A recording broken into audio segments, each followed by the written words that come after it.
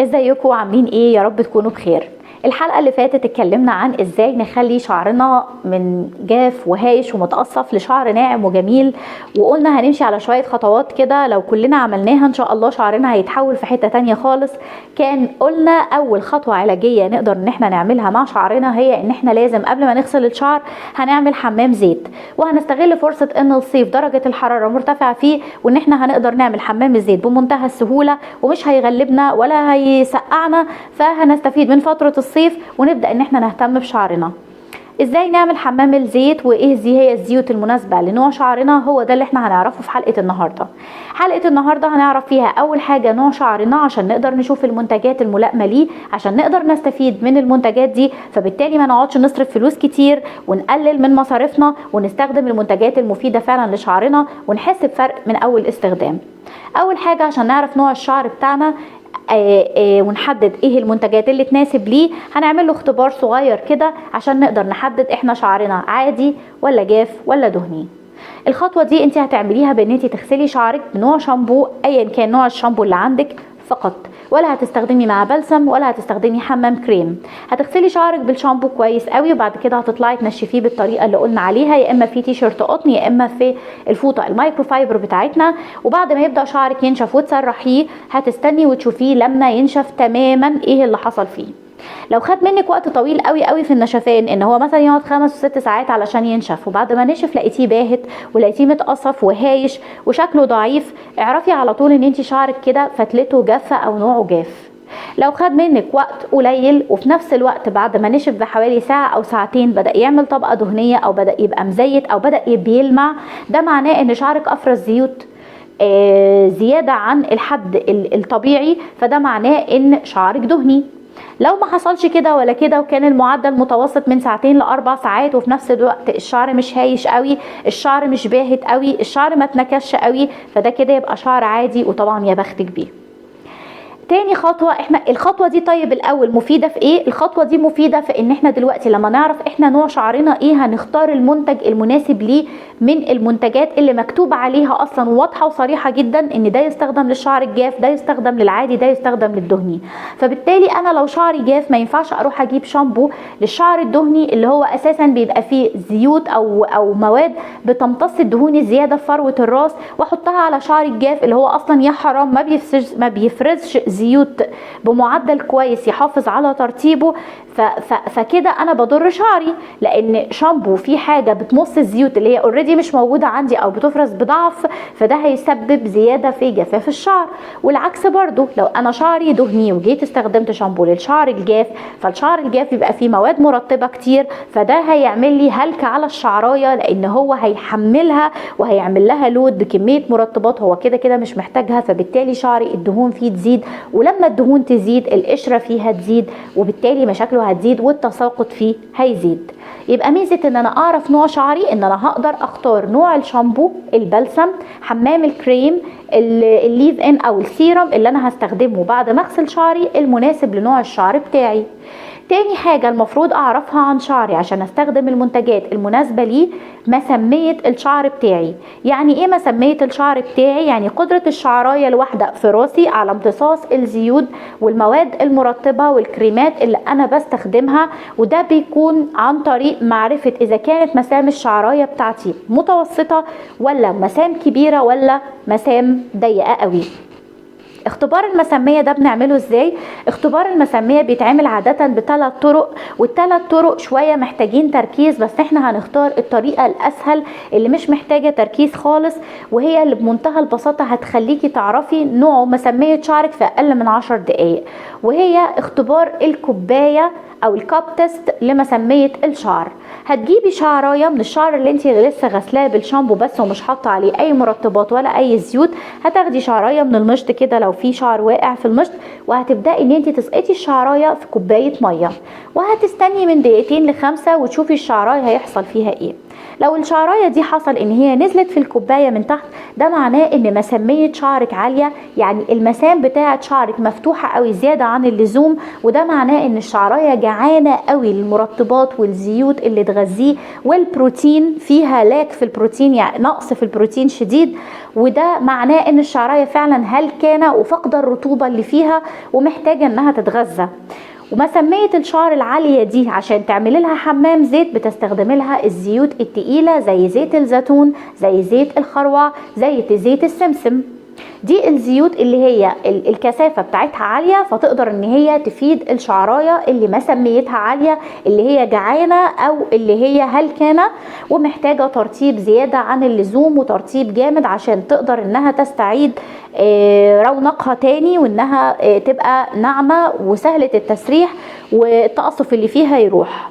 لو انا لقيت ان الشعرايه ما نزلتش ولا حاجه وفضلت طافيه فوق، ده معناه ان مساميه الشعر منخفضه. يعني ايه؟ يعني مسام الشعرايه عندي ضيقه جدا جدا جدا، فبالتالي استقبالها للمرطبات وللميه وللزيوت ضعيف خالص، مش بتستفيد الا بحاجات بسيطه جدا نتيجه ان المسام دي ضيقه، وبالتالي مش هقدر احط لها زيوت كثافتها عاليه لانها مش هتمتص حاجه فيهم خالص. فلازم استعمل الزيوت اللي قوامها خفيف زي زيت الافوكادو، زيت الارجان، زيت الجوجوبا، زيت جنين القمح، او زيت اللوز الحلو.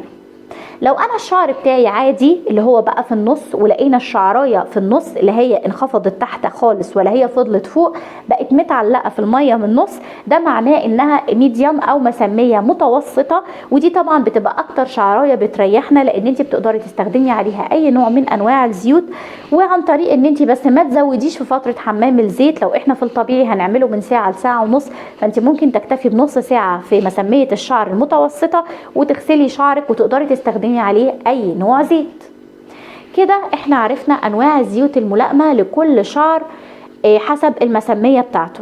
طيب لو انا دلوقتي واحده الشعر بتاعي منخفض المسميه ولقيت الشعرايه طافيه على سطح الميه، وفي نفس الوقت انا شعري بيتساقط بغزاره، تساقط الشعر بيحتاج لزيوت عالية الكثافة تغذي فروة الراس زي زيت الروزماري، زي زيت السمسم، زي زيت الجرجير. دي زيوت كثافتها عالية قوي. ازاي استخدمها على شعري وهو منخفض المسمية بحيث ان انا اقلل التساقط وفي نفس الوقت ما بوظش الشعراية؟ الخطوة دي انت هتعمليها عن طريق ان انت هتستخدمي في حمام زيتك نوعين من الزيت منفصلين عن بعض. زيت تستخدميه لفروة الراس، الهدف منه تغذية فروة الراس وتغذية البصيلات عشان يمنع التساقط، وهو الزيوت اللي قلنا عليها لمنع التساقط زي زيت الجرجير. هتجيبي الزيت وتحطيه على فروة راسك فقط، وهتغذي فروة دبانة، وهتدلكي فروة الراس بأطراف الصوابع بتاعتك مش بالضوافر عشان ما تجرحيش فروة راسك. هتبدأي تعملي مساج خفيف من 5 ل7 دقايق ل10 دقايق. لو قدرتي تستمري يبقى انت غذيتي فروة راسك بالزيت اللي هو بيمنع التساقط زي زيت الجرجير او زيت الزيتون او زيت الروزماري. طيب بالنسبة لباقي الشعر اللي هو اصلا منخفض المسمية واللي هو محتاج زيت يكون كثافته خفيفة زي زيت الافوكادو او الارجان، هتحطيه على ايدك وهتحطيه على الشعرايه نفسها من بره. مالكيش دعوه بقى خالص بالفروه بتاعه الراس لان انت اوريدي حطيتي عليها زيت الكثافه بتاعته تقيله علشان يمنع التساقط. وهتبداي تحطي الزيت اللي هو الخفيف او الكثافه القليله على الشعر منخفض المسميه من بره، وهتلفي شعرك كحكه كده او تربطيه عشان يستفيد من حمام الزيت. كده احنا خلصنا مشكلة الزيوت وازاي نعرف الزيت المناسب لينا وكل زيت ايه بيستخدم ايه في العلاج. يعني هنيجي بقى نعمل حمام الزيت، تمام، وهرشح لكم مجموعة من الزيوت اللي احنا نقدر نستخدمها ببساطة ومتوفرين في السوق، فهنستخدمهم عندنا كحمامات زيوت. قبل ما نيجي نعمل حمام الزيت او اثناء ما احنا بنعمله فيه كده كام غلطة كلنا ساعات بنقع فيهم، عايزين ننبه ليهم عشان ما نعملهمش واحنا بنعمل حمام الزيت. اولا حاولي قدر الامكان ان انت ما تستخدميش زيوت من عند العطار، لان الزيوت دي في منها انواع معينه بيبقى فيها زيوت صناعيه تقيله قوي على الشعرايه، فمهما كان الزيت قدامك خفيف، لو انت بتجيبي افوكادو او جوجوبا او فهو مضاف ليه زيت صناعي تقيل بيبقى اسمه ماده تحميل. الماده دي بتبقى كثافتها عاليه قوي قوي على الشعر، فبالتالي هي مش هتفيد شعرك لو هو منخفض المساميه.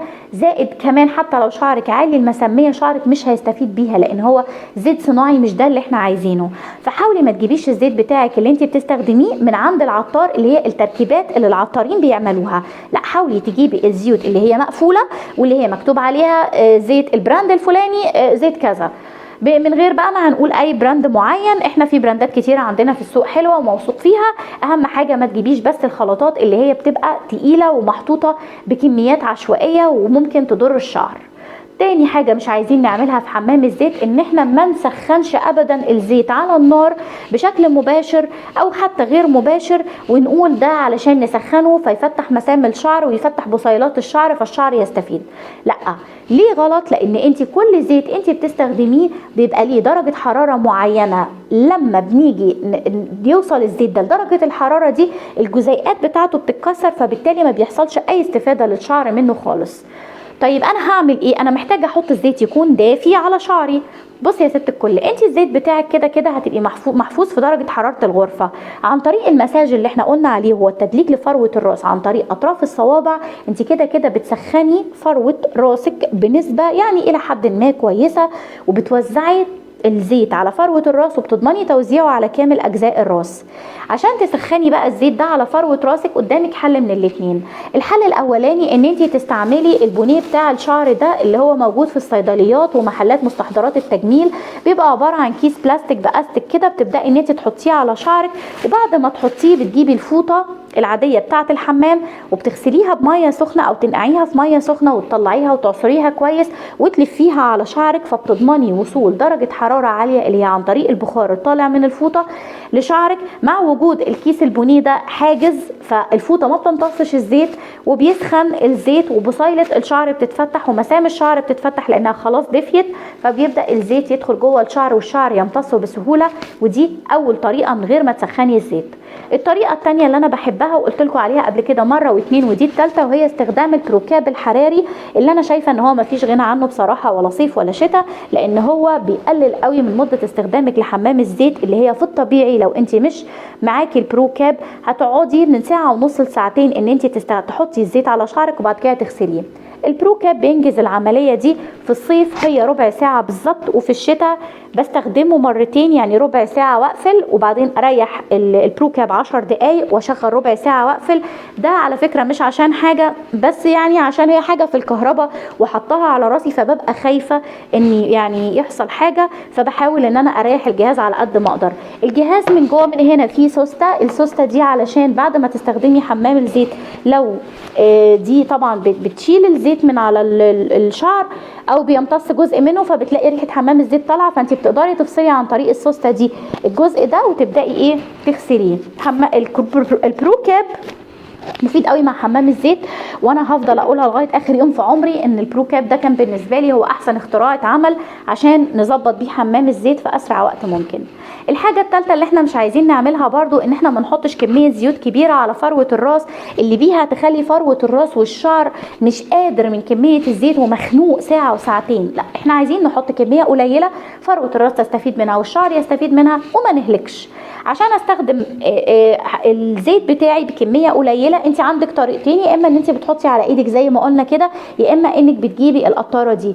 القطاره دي موجوده في محلات مستحضرات التجميل والمحلات بتاعه الادوات الطبيه. هي عباره عن ازازه بتفتحيها بتحطي فيها الزيت اللي انت حابه ان انت تستخدميه كحمام زيت وبتقفلي، وبيكون في من فوق الجزء ده بيتفتح كده، وعن طريق القطاره دي بتبداي ان انت توزعي الشعر بتاع الزيت على الشعر بتاعك في كل مكان على فروه الراس، وتبداي ان انت تعملي تدليك لفروه الراس. بتضمني نزول كميه مش هي كبيره قوي ومش قليله قوي، وفي نفس الوقت بتتوزع في اماكن متفرقه، وتبداي ان انت تدلكيها بصوابعك باطراف صوابعك، وتلبسي بعد كده البروكاب وتكملي خطوات حمام الزيت.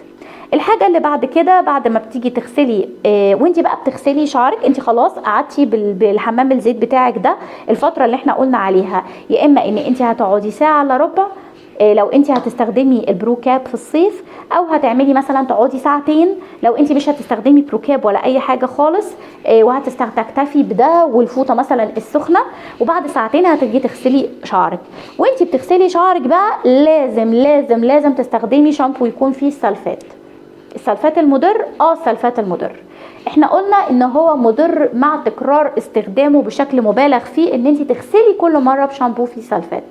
وانت بتعملي حمام الزيت لازم الشامبو يكون فيه سلفات. ليه؟ علشان السلفات ده هي الماده المسؤوله عن صنع الرغاوي اللي هي بتنظف بواقي الزيت وبتنظف الشعر بتاعنا، فبالتالي هتشيل كل اثار الزيت الموجوده في الشعرايه وفي فروه الراس. فلما انت تبقى فروه راسك نظيفه هتقدري تستفيدي من اي تونيكات او ادويه مكتوبه لك مثلا لفروه الراس لمنع التساقط، لان هي بتدخل على فروه راس نظيفه.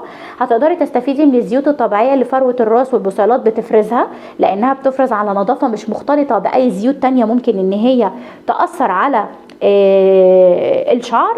الحاجه الثالثه ان انت بتضمني عدم تكون القشره، لان انت نظفتي فروه راسك كويس قوي ما سبتيش فيها اي بواقي زيت. فمش من الشطاره ان انت بعد ما تعملي حمام الزيت ان انت تستخدمي شامبو ما فيهوش سلفه، لان انت كده مش هتعرفي اصلا تنظفي الزيت اللي موجود. تراكم الزيت ده هيلم تراب وهيخلي للاسف الشعرايه بتاعتك هتتسد المسام بتاعتها، مش هتستفيد باي حاجه انت بتحطيها بعد كده، اللي هي لا شامبو ولا بلسم ولا حمام كريم ولا ليف ان ولا اي حاجه خالص. فانت لازم الحاجه المهمه برضو وانت بتستخدمي حمام الزيت او انت بتعملي حمام الزيت ان انت لازم تغسلي شعرك بشامبو يكون فيه سلفات. اخر حاجه خالص، حاولي ان انت ما تكبريش المده او تطولي المده اللي انت بتعملي بيها حمام الزيت على شعرك. ما تقوليش انا هعمله من بالليل وهغسله الصبح، لا برضو دي مش حاجه كويسه، لان دي حاجه برضو ممكن تضر فروه الراس وممكن تضر بصيله الشعر، لانها هتسد البصيله. هتقومي الصبح تغسلي شعرك هتلاقي فيه تساقط زياده عن اللزوم، مع ان انت اصلا عامله حمام الزيت عشان مثلا تعالجي التساقط. دي الخطوات اللي احنا هنعملها علشان حمام الزيت، وفي نفس الوقت الحاجات المفروض نتجنبها واحنا بنعمل حمام الزيت. زي ما قلنا حمام الزيت هيتعمل قبل غسيل الشعر بحوالي ساعه ونص او ساعتين لو احنا مش هنستخدم البرو كاب. كفايه قوي من تلت ساعه لساعه الا ربع لو احنا هنستخدم البرو كاب. هنبدا نوزع الزيت عن طريق اطراف الصوابع على فروه الراس. هنعمل مساج من 5 ل7 دقائق، وبعد كده هندفي الزيت على شعرنا بالطريقه اللي احنا شايفينها هتريحنا او الطريقه المتاحه بالنسبه لي. هنغسل الشعر بعد كده بعد المده اللي احنا حددناها عن طريق شامبو يكون فيه سلفات، وكده شعرنا استفاد من الزيوت اللي احنا حطيناها فيه، وهتلاقي شعرك فعلا بدوام الاستخدام اتحول تماما. حمام الزيت هتعمليه مره او مرتين في الاسبوع، كفايه عليكي قوي كده. الناس اللي شعرها دهني ممكن تكتفي انها تعمله مره واحده في الشهر، ويكون بزيت زي زيت الجوجوبا زي ما قلنا كده. مثلا زيت الجوجوبا ده بالنسبه لكم هيبقى حلو جدا بالنسبه للشعر الدهني، ويتعمل مره واحده مش محتاجينه انتوا اكتر من كده. الناس اللي شعرها عادي واللي شعرها مسميته عاليه هيستخدموا اي انواع من الزيوت. الزيوت اللي انا برشحها لحمامات الزيت زي ما قلت في الاول خالص زيت الارجان، زيت ممتاز ممتاز جدا جدا جدا لجميع انواع الشعر. زيت الجوجوبا جميل. زيت بذور العنب للناس اللي شعرها باهت رائع جدا بيلمع الشعر وبيخليه جميل. زيت جوز الهند طبعا رقم 1 و2 و3 وسعره في متناول الناس كلها، من اهم الزيوت برضو اللي بتتعمل لحمامات الزيت. اي زيت طبعا زيت الافوكادو لو كان سهل ان انتوا تعرفوا تجيبوه برضو تستخدموه، حلو جدا جدا جدا. النهارده ده كان الحلقه بتاعتنا كانت عن حمام الزيت، اتكلمنا فيها عن كل ما يخص حمام الزيت وانواع الشعر ومسميه الشعر. يا رب تكونوا استفدتوا. يا ريت كل الناس اللي بتتفرج عليا تعمل سبسكرايب للقناه، لان معظم الناس اللي بتتفرج ما بتعملش متابعه للقناه، فبلاقي الفيوز بتاعت الفيديو عاليه مقارنه بالناس المشتركه لا، يعني العدد غريب جدا. فلو سمحتوا نعمل اشتراك في القناه، هنفعل زر الجرس عشان الفيديوهات الجديده توصل، هنعمل لايك على الفيديو عشان اللايك ده بيساعد ان الفيديو يترفع في القوائم بتاعه اليوتيوب فناس كتيره تقدر تشوفه. ويا ريت لو عملتوا شير لاصحابكم علشان يستفيدوا هم كمان من الفيديو. لو الفيديو عجبكم اتمنى منكم تسيبوا تعليق تحت الفيديو وتقولوا لنا عن حمامات الزيوت اللي انتوا بتستخدموها، ولو بتعملوا ميكس بين زيوت معينه يا ريت تقولوها لنا، وترشحوا لنا انواع معينه من الزيوت في الكومنتات عشان الكل يستفيد. وان شاء الله الحلقه الجايه هتبقى عن ازاي نغسل شعرنا وانواع الشامبوهات اللي احنا هنستخدمها لكل نوع من انواع الشعر. واستنونا بقى في الحلقه الجايه واشوفكم على خير ان شاء الله.